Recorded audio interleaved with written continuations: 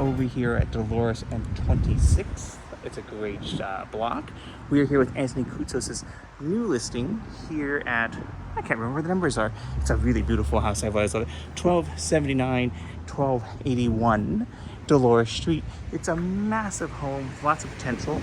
We're in a busy intersection of the palm trees, which we love. Oh, look at that house. Look at all the kitted out houses that have been developed. So this one was owned by a family for the longest time, occupied by their adult kids, and we're going to take a look at it because it's such a great opportunity. Now, right now we've got configured one large unit down here and two upstairs, but there are various permutations and configurations that you can do. One of the first things you'll notice that this is atypical because you've got the dental crown molding too. And then in here, let's go right here. Hello, hey, sorry, don't worry about it. I love this fireplace. Super, look at that. Just super well done. You've got bay windows here, plantation shutters, and you've got double pane windows. That's why it's quieter.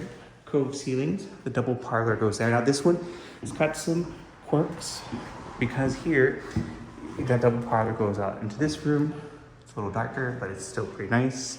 Then you've got this alcove, which kind of masks this very deep closet space that goes out underneath the stairs. You could do some rejiggering and reconfiguring. In here we go through. You have another closet here, toilet, bathroom. You see they did update. And then back over here, you've got the other room, and then a nice closet there, and that is a little light well. So we're detached from the building down south one. Ceiling heights here, I think we measured at 9.5 feet. I did change batteries, so 9'8" on this level. And over here, coming back here, you've got your dining room, batten boards, and fireplace. Nice back window. Actually, this is reminiscent of the home we just saw over on 20th Street, or 19th Street. Pretty similar design, really nicely done actually. Big kitchen here, nice range, put your top, the nook. This is that extra design where it comes around. We've seen people put islands here and open up the walls here and do lots of different sort of permutations. But you've got the mudroom here. That also goes out to this lovely deck. So over there, it's Fair Oaks. And over here, you've got your backyard, lovely red Japanese maple. And then you've got the upstairs too. We are gonna go around the backside, so we don't have to go out that way. The main stairs here go up and they go down.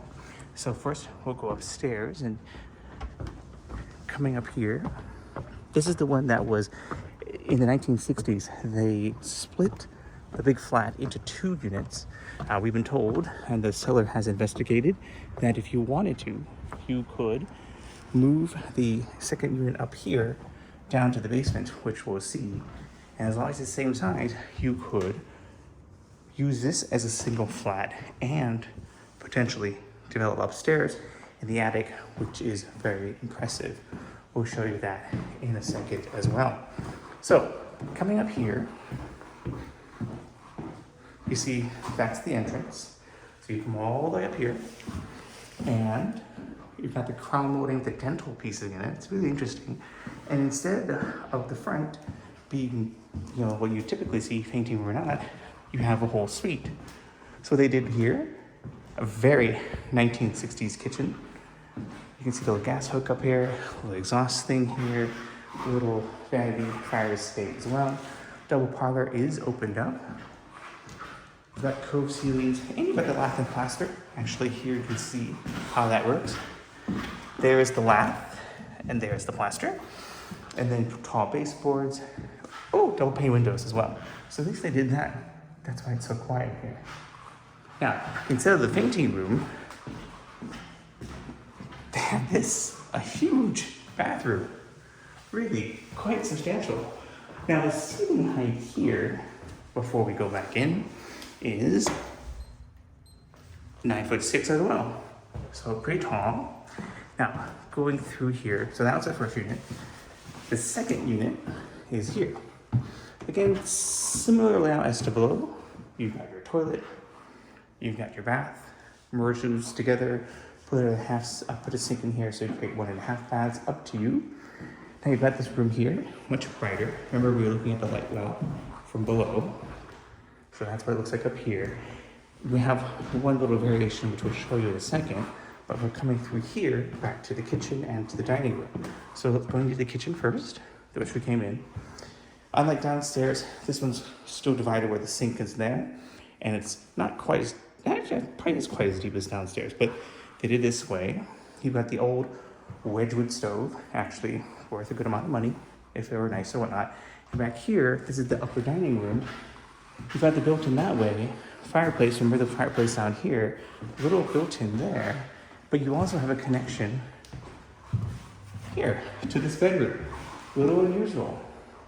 So backboarding and detailing, you've had some ornamentation and detailing here in terms of the tile, in terms of that little nook and whatnot here. This, now I did this last time, at the last listing we just saw, if you're watching this in order or not, and we couldn't figure it out, but there wasn't any light there. Here, we're going to show you, the best we can, the attic space. So the attic space is huge. I wish the camera would adjust better. But you can see all the way in the distance there, and if you were to look up, well, you can kind of see it.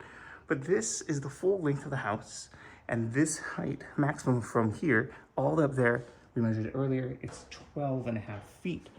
So you could expand into this area and use this entire upstairs as a unit with the attic above, so you could develop it that way. Now remember we said that they needed to have that front unit move downstairs. So which, thank goodness I brought my umbrella, which begs the question, what does downstairs look like? So, thank goodness I brought my umbrella, we're gonna go see downstairs. I like that backyard a lot, it's nice and deep. Over there, there's a golden retriever, a puppy, and a big golden retriever, really cute. But going down here, let's see. Ooh, some nice bearded irises back there. Nicely rebuilt stairs. Now this is the part which is huge. So you notice this is already really quite tall. This space here, hopefully he didn't lock it, is amazing. So the tallest ceiling height, of course, is down here, 12.5 feet tall, we measured, and you've got the inklings of, they started doing some upgrades. They were thinking about doing it before, so that's why you see things framed out or whatnot. Here, you've got a sump pump there, because you're on the hill. You've got drainage and water, so you've got a sump pump here, 12.5 feet tall here, pretty nice and bright, because you're at grade here. Over here, you've got poured concrete. I mean, it's like a bunker. Concrete here, concrete slab here. There's a sump pump. It might be moved over there so you can utilize the space better. They started plumbing out and doing the area for a bathroom down here. And then this is where you'd enter the unit. And then this is the front of the house. You can kind of see. So a lot of work over time, a lot of bolstering of the foundation, and a lot of just, they've already started out. We are here. So remember, move the things from upstairs, put it down here, and then use the upstairs to your heart's content. And yeah, and your laundry is down here. And this is that breezeway and that light well where we came in. So pretty incredible opportunity here. This was with our friend Anthony Koutsos over, I'm not sure where are they at now? Still at Keller, still at Keller Williams. And right, I love this handsome facade. Right in the middle of it all, you've got a really, just a sharp home. Oh, look how beautiful the house next door is.